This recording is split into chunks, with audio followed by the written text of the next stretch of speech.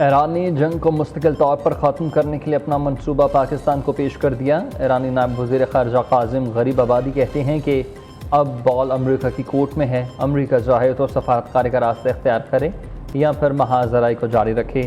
ایران اپنے قومی مفادات سلامتی کے تحفظ کے لیے تیار ہے۔ ایران ہمیشہ مفادات پر مبنی سفارتکاری پر ہی یقین رکھتا ہے۔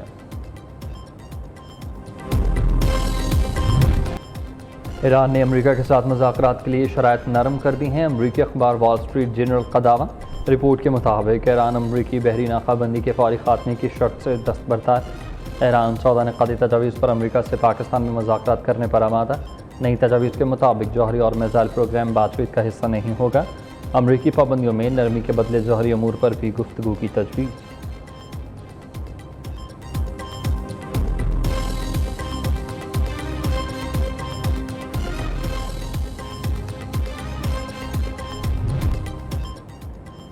ایران کے ساتھ کشیدگی ختم ہو چکی، صدر ٹرمپ کا دعویٰ، امریکی کانگریس اور سینیٹ کو خط لکھ دیا، کہا ایران کے ساتھ جاری مسئلہ کشیدگی اب ختم ہو چکی۔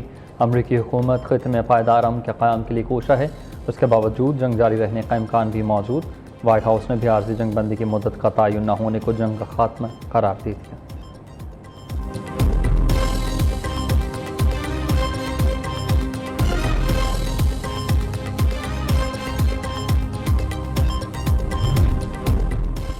امریکہ سے بات چیت برابری کی بنیاد پر ہونی چاہیے۔ ایرانی چیف جسٹس غلام حسین محسنی کا کہنا یہ ہے کہ امریکہ سے مذاکرات کے لیے تیار ہیں، دھمکیاں اور فیصلے مسلط کرنا کسی صورت برداشت نہیں کیا جائے گا۔ ایران اپنی قومی خود مختاری پر کوئی سمجھوتہ نہیں کرے گا۔ دوسری جانب کمانڈر پاسداران انقلاب نے جنگ دوبارہ شروع کرنے کا خدشہ ظاہر کر دیا۔ کمانڈر بریگیڈیئر جنرل محمد جعفر اسدی کہتے ہیں کہ ایرانی فوج کسی بھی جارحیت کا بھرپور جواب دینے کے لیے مکمل تیار ہے۔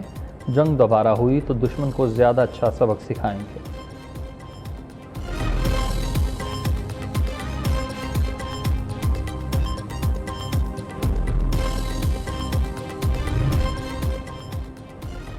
ایرانی وزیر خارجہ عباس عراقچی اور قطر کے وزیر اعظم کے درمیان ٹیلی فونک رابطہ۔ ایرانی وزیر خارجہ نے امریکہ سے مذاکرات، پیش رفت اور سفارتی سرگرمیوں سے آگاہ کیا۔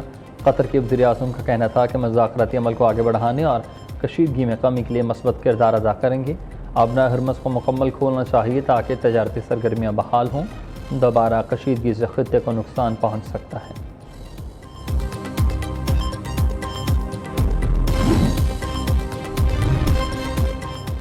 امریکہ آبنائے ہرمز سے گزرنے کے لیے ایران کو فیس ادا نہ کرنے کی ہدایت۔ امریکی وزارت خزانہ نے شپنگ کمپنیوں کو وارننگ جاری کر دی۔ ترجمان کے مطابق خیراتی اداروں کے مطابق ادائیگی کی اجازت نہیں ہے۔ فیس دینے والی شپنگ کمپنیوں پر بھی پابندیاں عائد کی جائیں گی۔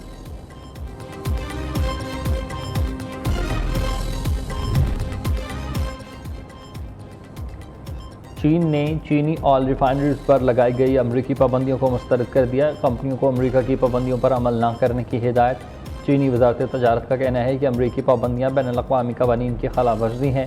امریکہ نے ایران سے تیل خریدنے والی 5 آئل ریفائنریز پر پابندی لگائی تھی۔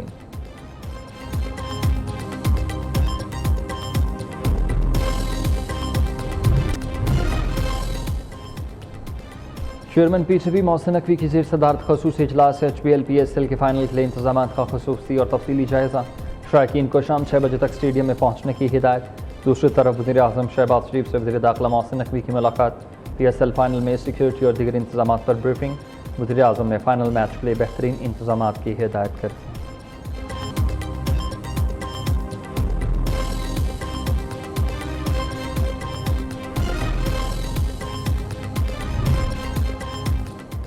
وزیر اعظم شہباز شریف کی زیر صدارت توانائی شعبے میں اصلاحات سے متعلق اجلاس۔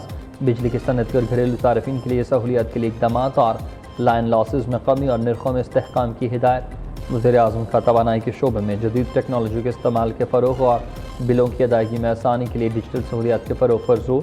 شہباز شریف کہتے ہیں کہ گھریلو صارفین کو سہولیات فراہم کرنا حکومت کی اولین ترجیح ہے۔ اجلاس میں گھریلو صارفین اور صنعت کے لیے بجلی کی کھپت کے حوالے سے سفارشات پیش۔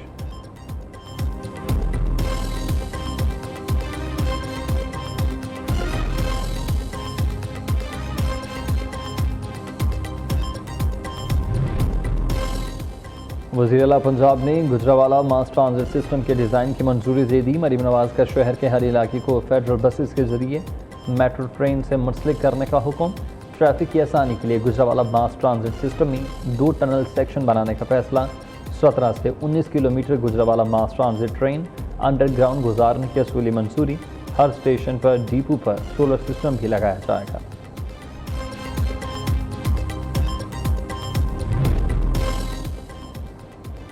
پی ٹی آئی میں اندرونی اختلافات کھل کر سامنے آ گئے ہیں۔ کور کمیٹی گروپ میں سلمان اکرم راجہ اور فردوس شمیم نقوی کے درمیان سخت جملوں کا تبادلہ۔ ذرائع کے مطابق فردوس شمیم نے موٹر وے پر احتجاج سے متعلق احمد نیازی کی ویڈیو شیئر کی تو پارٹی جنرل سیکرٹری برا مان گئے۔ کہا ایسے لوگوں کا ساتھ دینے پر فردوس شمیم نقوی کو شرم آنی چاہیے۔ فردوس شمیم نقوی نے جواب دیا کہ آپ کو بھی یہ بات کرتے ہوئے شرم آنی چاہیے۔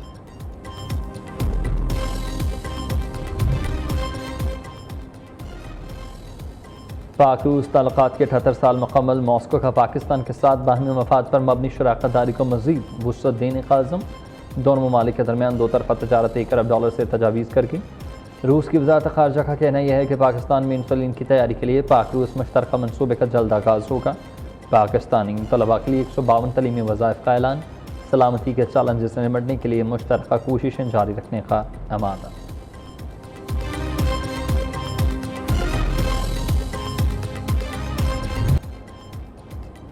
معرکہ حق کو 1 سال مکمل ہونے پر کراچی میں مزار قائد پر پروقار تقریب کا انعقاد۔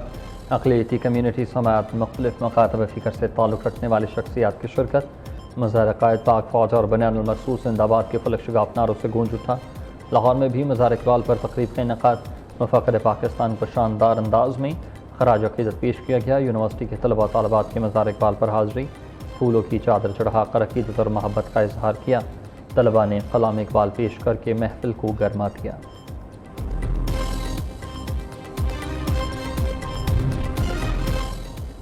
عظیم فتح، قومی عزم اور جرأت کی شاندار داستان۔ قومی یکجہتی اور عظیم فتوحات کی شاندار تاریخ پر مبنی کتاب معرکہ حق کی رونمائی 5 مئی کو کی جائے گی۔ کتاب معرکہ حق پاکستان کے دفاع، وقار اور دانشمندانہ سفارتکاری کی ایک جامع اور قابل فخر عکاسی ہے۔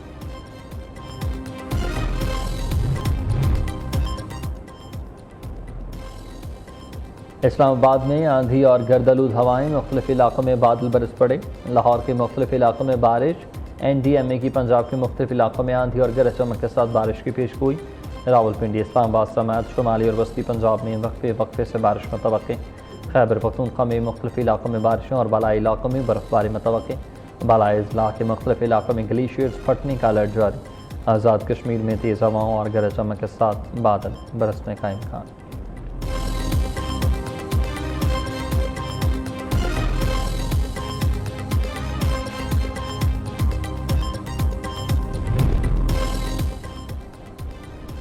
کراچی میں آج سے گرمی کی شدت مزید بڑھنے کا امکان۔ محکمہ موسمیات کے مطابق درجہ حرارت 40 ڈگری رہنے کا امکان ہے۔ پیر کو درجہ حرارت 41 ڈگری سینٹی گریڈ تک پہنچ سکتا ہے۔ واضح رہے کہ گزشتہ روز درجہ حرارت 39 ڈگری سینٹی گریڈ ریکارڈ کیا گیا۔ دوسری جانب وزیر اعلیٰ سندھ کی ہدایت پر ہیٹ ویو کیمپس قائم کر دیے گئے۔